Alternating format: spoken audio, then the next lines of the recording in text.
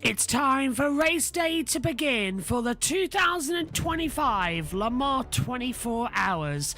15 minutes, just a quick warm-up for the drivers to get ready and make sure that their cars are all prepared before we go racing. Later on today, let's join our commentary team on the world feed, who at the moment are talking about the hybrid of fuels. Un an et demi, donc plutôt rapide pour le développement d'un carburant de compétition. Le cahier des charges était assez clair, c'était d'avoir un carburant transparent pour les constructeurs. On ne doit pas les obliger à redesigner un moteur. Avant tout, c'est un vrai produit de compétition avec un fort indice d'octane, des paramètres de combustion vraiment optimisés, zéro compromis sur la fiabilité.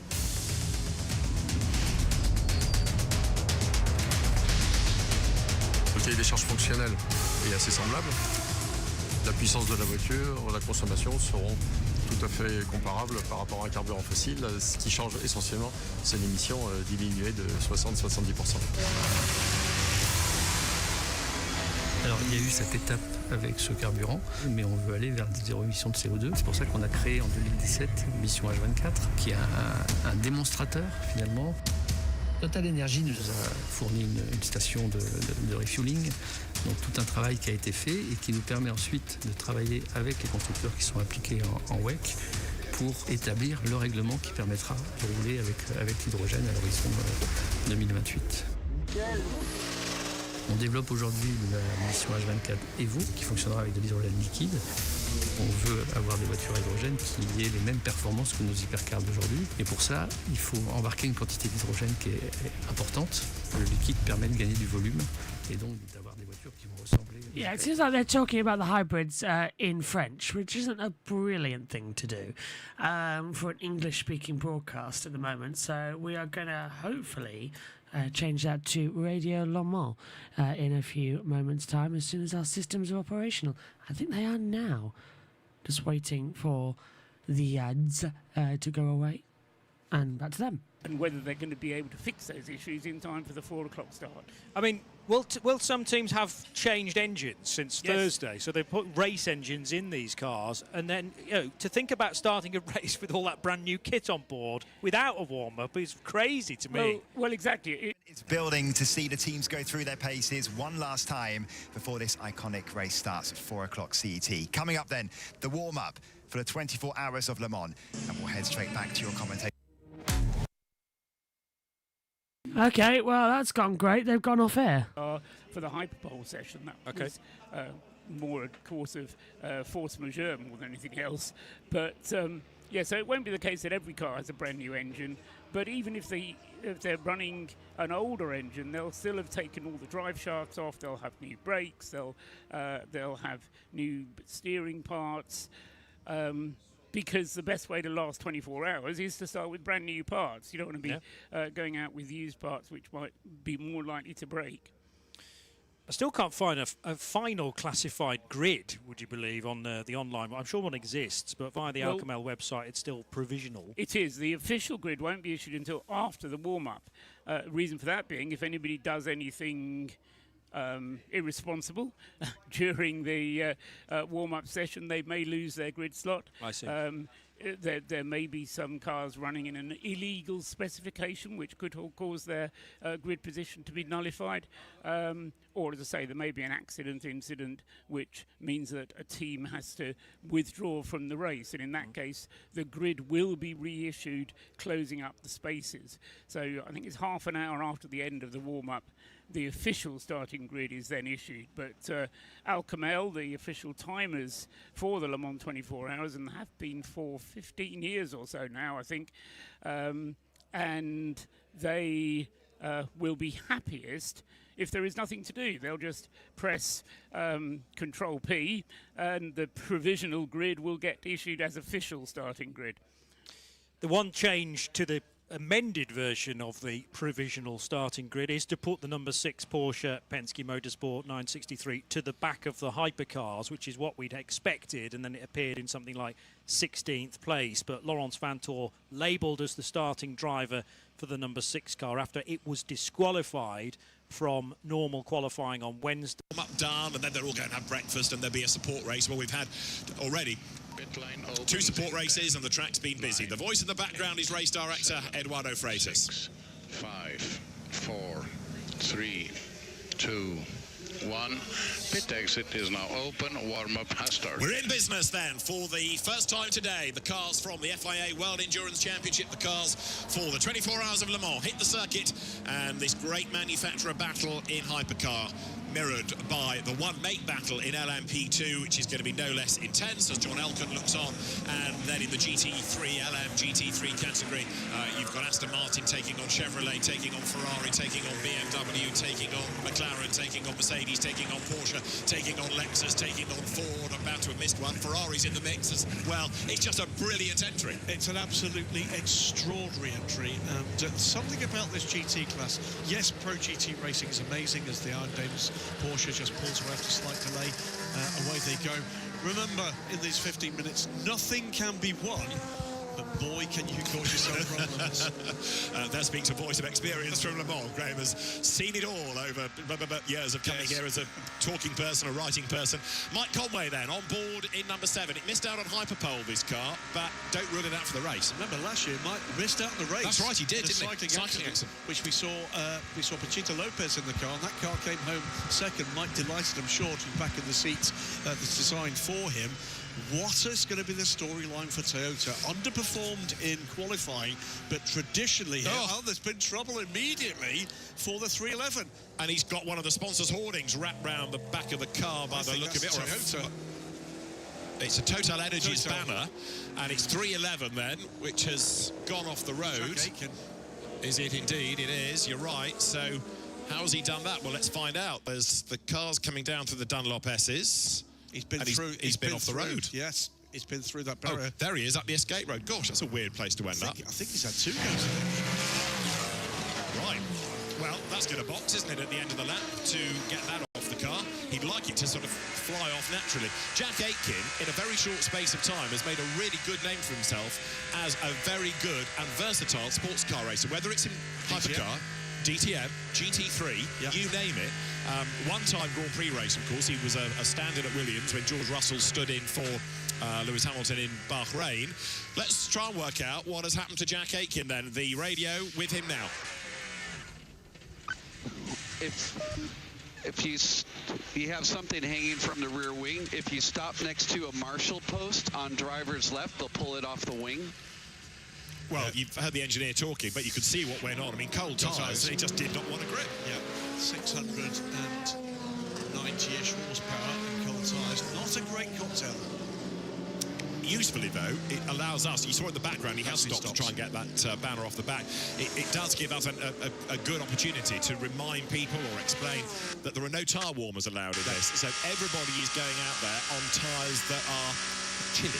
Well, 2023, in the early days of the expansion of hypercar, somewhat controversially, they made the dispensation. We did have them here at Le Mans, but 2024, the first year that we did, I mean, obviously very mixed weather indeed, and was frankly terrible weather overnight, and that does have an impact.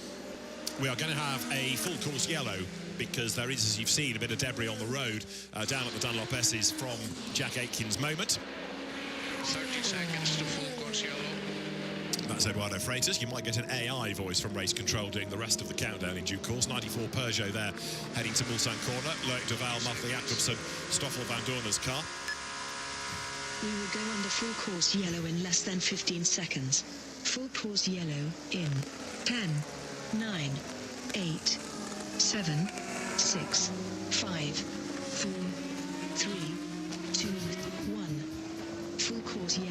So here's the question, because if you're not a regular viewer of the FI World Endurance Championship, why do we do it that way? Very good. We do it that way because it just gives a little more headspace to the people in race control to be doing things rather than saying things. Yeah, makes perfect sense, and it's fascinating, isn't it, to get an insight into all this and see how things have evolved. You know, in days of yore, there were no such things as full course yellows or as virtual safety cars or slow zones, but they've all evolved as safety has evolved around still a daunting race circuit. On board here with the Ferrari that James Collado will drive this weekend, one of the two AF Corsa factory cars. It is Ferrari number 51, of course, a winner 2 years ago. Full course yellow boards are there. We have full course yellows, we have slow zones, and we have safety cars, plural. We do. 3 safety cars here at the 24 Hours of Le Mans, and we'll take you through those processes as they're rolled out. And there's all sorts of hints and tricks here as to how you play it. First thing, know the rules, because that's where things can go very badly wrong. Because believe me, get it wrong with things like a safety car process, the penalties are punishing. Yeah. It's minutes on pit lane. And it's all about, are the pits open? Are the pits closed? Yeah. Is pit entry open? Is pit entry closed? Great little nod to the fact that Michelle Gatting is still here. Sorabo is there. Her name's still on the box. There is another good reason for Michelle to stay here, which is that her partner Jules Gounon is in the race, driving one of the 2 Alpines. It is indeed. And not only do they share this great passion for motor racing, what else do they share? There's so many. I mean, there are many things. The fascinating fact, 37 is the same birthday. Oh, do they really? Not to the year. Michelle, whisper it, is 1 year older than Jules. But, well, there you go. New Year's Eve is their birthday. 9. It's quite a party, 8, I gather. Well, 7. All over the world, people celebrate it. You know, fireworks in every land. 3. There you've got number 95, McLaren. That was in strife on Thursday night with a gearbox-related problem. It sort of found a false neutral. Sean Gallard banged it down through the box as quickly as he could, and the gearbox sort of went, you haven't put itself in neutral, and they had to reboot it and start, but all is good. 1 or 2 heading for the pits, but you get an idea here, Graham, of just how busy the racetrack is right now. It's got about 3 laps at what we hope is going to be green flag running, just to make sure that everything is buttoned up, closed up, nothing leaking, all the systems are operating, every single sensor is working. It's not just about what they're seeing and hearing in the car, it's what they're seeing in the garage on the astounding amount of electronics that is involved now in making sure these extremely complicated race cars are operating optimally. Should we say that? Last year's Spa 24-hour winner Mathieu Drudy at the wheel of number 27, Heart of Racing Team Aston Martin. Pole position in LMGT3, 39th the car qualified. It's his first ever WEC pole. It is Aston Martin's 68th WEC pole. And this, again, in that battle in LMGT3 is going to be a car well worth watching. Number 9 has been in the gravel over the course of the weekend. The iron-linked Proton entry, it was Jonas Reed that put it in the gravel, the son of the team owner Christian Reed. Well, there you go, both Mathieu Drudy and Jonas Reed, part of this generation of second generation racers. Luca Drudy, back in the day, a very capable GT racer, and Christian Reed, as you said, now the co-operator of Proton competition, and a second-generation racer, because Gerald, his father, raced with him the early years. I was going to say, I know we should be pedantic, but Jonas the 3rd generation, because Gerald Reed, they had the father and son Porsches at about the same time that you had the Felbermeyers, junior and senior racing Porsches. In the same cars. Yeah, absolutely, same team. And on occasion, we get those mixed and matched. That's right, that's right. There's more from Graham's anorak pocket during the course of 24 hours. Well, do join us. Oddly enough, we've just had, with the Royal the Felbermeyer, well, in fact, Horst Felbermeyer used to be junior with the passing of his father. He's now Horst Felbermeyer with his son in one of the LMP3 That's right, cars. yes, we did, didn't we? So it's a properly family affair. We talk about endurance racing being a family, and it is. It's a fabulous place to go motor racing, but there's a lot of family interest on this grid, and you'll be hearing an awful lot about that over the 24 Hours of Le Mans. That was Graham Goodwin Senior. Right, 311 has made it back to the pit lane. That's the car Jack Aitken had his moment with. Felipe Drugovich and Frederick Vesti, the other drivers. There's been a little question mark over Felipe Drugovich, but in a good way, if you like, because there was a wonder whether he might be in Canada replacing Lance Stroll. He's obviously not. He's here. But at one point, there was a thought that the Aston Martin reserve driver might find himself being called elsewhere. Hypercar battle on track here. Porsche, Ferrari and Toyota all streaming into the Porsche curves. Let's just get another elephant out of the room, shall we, Graham? Number 6 Porsche excluded from qualifying on Wednesday evening for being underweight. I'll say it again, Porsche excluded. Yes, indeed, and rather controversial. It's not been a great few weeks since Penske on that front. The controversies at the Indianapolis 500, again here, they are looking for a 20th Porsche win. They are looking for a first ever win at Le Mans for Penske Motorsports, and they'll start from the very back of the grid. Would say, just to add, to take away one little bit of internet conversation, there was a provisional grid issued that showed Porsche in 16th. That's not correct. It is 21st. They will be at the very back of the astounding in terms of size and in terms of depth and capability, 21-car hypercar. Yeah, it had been left with its time that it had taken rather than having the time taken off, so that was amended. Porsche's 75th consecutive year of participation. You say it's been a tough few weeks for Penske. It got better yesterday. Roger Penske, who is here, was presented with the one and only road-going Porsche 963. It's been built for him. It is the Porsche 963 RSP, his initials. Indeed. And it is very similar to the race car, with one key exception, which he was very keen to point out. It has got a cup holder. Excellent stuff. I think also a 3D printed one at that. And yet another part of the ocean of technology that's been thrown into motorsports. I'm sure he said, oh no, you shouldn't have done. You shouldn't have done that for... Oh, go on. Extraordinary operation, Team Penske, in everything they've done. This is a big gap on their trophy cabinet shelf. And Porsche's 75th consecutive year of participation at Le Mans. You've just seen another very strong team. I'm linked. You're looking at another one now. Jota, the team run by David Clark and Sam Hignett. Sam's early partner in Jota. John Stack has recently returned to racing in club-level endurance races. Yeah, he was at Silverstone back at the start of the season. I was talking to him. He's got a very nice E46 BMW M3, and I said to him, are you the John Stack as in early Jota? Yeah. Good to see you. I'm back. Enjoying his club racing. Two other things about Jota, the two operating partners now, Sam Hignett, who's raced here as a driver, of course. True. Yeah. This team has, to this point, scored 13 podiums in 12 participations at Le Mans.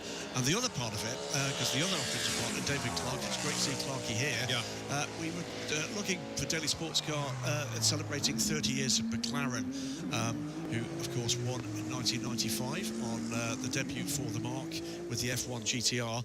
And there's a picture of the 59 car that took that victory, who's standing in the garage door, but somewhat younger. David Clark, who was at the time was commercial director. And David Clark, by the way, the man responsible for selling every single one of the McLaren F1 cars. At that stage in the car's history, they were struggling to sell them. Gosh. Can you imagine? Well, put it in context, no, you can't really, can you? It tells you what it's achieved afterwards. Crikey. Sebastian Buemi had a tough night, didn't he, on Thursday in Hyperpole? Punctured tyre, off through the gravel, and so number 8 Toyota is going to find itself only 10th on the grid. Sebastian Buemi, Brendan Hartley and Rio Harikawa. They've got 8 Le Mans wins between them. This is number 20 BMW. Now, this could be a dark horse. You never know. 6th on the grid it will be Robin Frenz, René Rast and Sheldon van der Linde. 2nd at Imola, that car. So, you know, the BMWs last year showed good pace, but they've been, I don't know, this weekend, sometimes you think, yeah, they're very much in contention, and other times you think, oh, a bit further down than anticipated. They certainly are not afraid to throw something at this effort. We saw, it's true. In last time out at Spa, they were the only team to throw the soft tyres at the package. Well, I don't think we're going to see that here. I think we may see a different strategy applied to each of these cars. I think we're going to see that throughout this field, or we're going to see the almost old-fashioned tortoise and hare approach taken here. Porsche have 3 cars, Cadillac have 4. Ferrari, with the 83 car, you could argue, have 3 that they could throw at it. Might they throw a Robert Kubica or an AFA at this one to send them out a blistering run to try to take the fight? And what for this team? You know, Lexus, debutant marque last year, had their best result of the season here. Their quickest this morning. The times really don't matter. You know this team better than most. The Codis ASP, David, the team of Juran Ponicond. Is it, what, 20, 25 years now from Motorsport Promotion? That's right. Came out of Formula 3 into GT racing.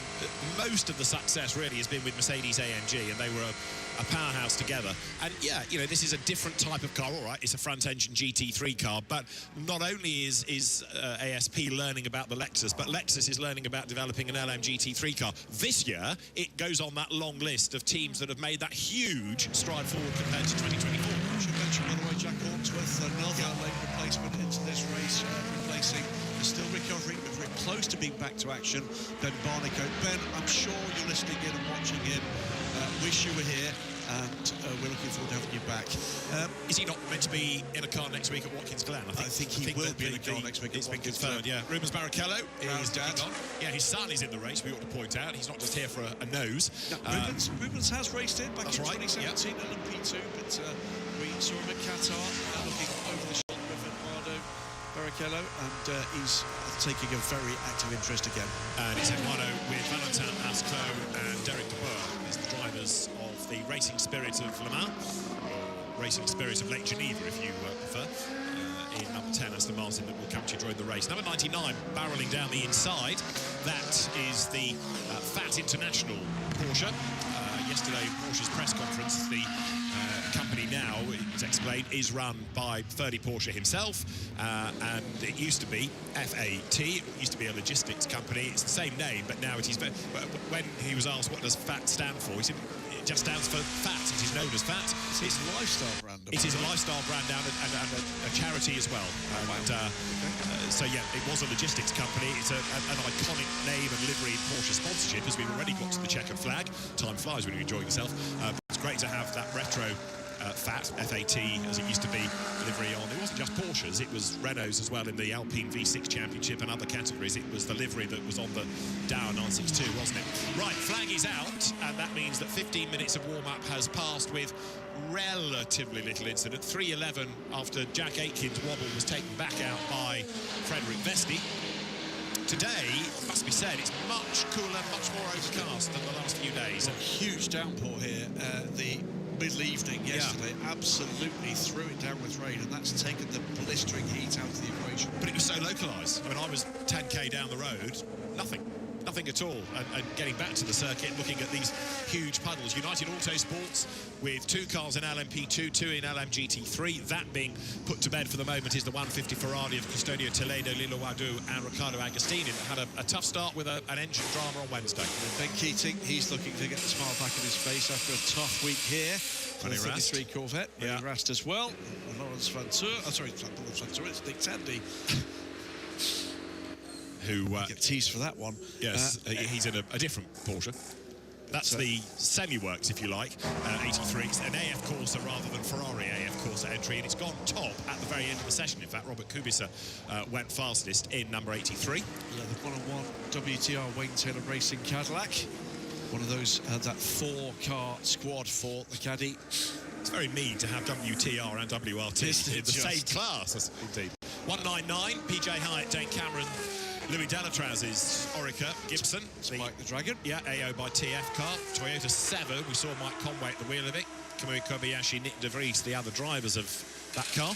Times don't matter, but let's tell you anyway, it's quickest time of the session came from Robert Kubica. It's a 3:26.908 to top of Ferrari 1-2 at the end of that session. The Aston Martin, by the way, 4th quickest in the hands of Alex Riberas at the flag. Edex Porsche 1-2 with the 28 and 18. Head of the TDS Racing, the pole sitter, with the cars have crossed the line so far at least. And John Van Uytert, it was 3:38.589. LMGT3, rapid fire changes at the end of the session. The Codis Lexus that did top the time, finishing 4th behind the 57 Kessel Racing Ferrari, the 54 Vista AF Corsa Ferrari, and the TF Sport Corvette. There you can see number 46 BMW to the pits. That is the car fastest this session in LMGT3, number 57 of Daniel Serra. Good news, by the way, for the 63 Ironlinked Mercedes-AMG. We did say, didn't we, at the top of the show, that that car really did require a trouble 350 minutes. It got it, and it will finish well into the top 10 with Lucas Stoltz, who'll be the starting driver at the wheel. And Porsche here, even though the cars are brought in, the work is not yet done. You see practice pit stop going on. You might as well take that opportunity. Don't waste the time.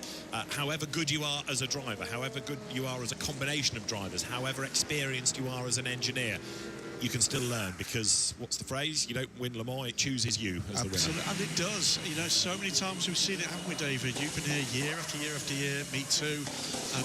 Whether or not it's weather, whether or not it's just circumstance, you know, a favourite is not necessarily the right status to have here. Yeah. You know, and if, you know, the internet's a wonderful place in many ways, but opinions are often amplified, not necessarily with the evidence of history, and you can make your mind up as to who's going to win this race. I have to say, I'm part of a kind of group that we always do a bit of a predictions competition. There's €5 in the pot. You know, this is my 30th Le Mans. I've never got it right yet. Right, yeah. I mean, never once. I was at United Autosports yesterday, talking to an engineer who kept using this phrase, it's risk versus reward. and so much of what you are planning on doing, and strategy and your calls, and indeed what you're like as a driver in terms of curb usage, track limits, the battle at a given part of the racetrack, risk versus reward was uppermost in their mind. The great thing about this event, for me, it's all built on the history. It's built on the legend that this place has. But it is the fact that it will just keep throwing stories at you. There's the times at the end of the session, David. And it is, therefore, the 83 Ferrari, the fastest. For what that proves, the car of Robert Kubica, Yaya Fay and Phil Hansen, the British driver, ahead of number 50 Ferrari.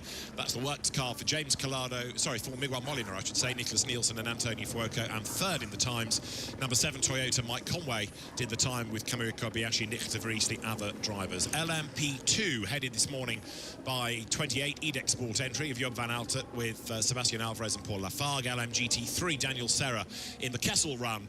Ferrari, the bright yellow car guy entry of Takashi Kimura and Casper Stevenson with Daniel Serra. We have got 62 cars in the race.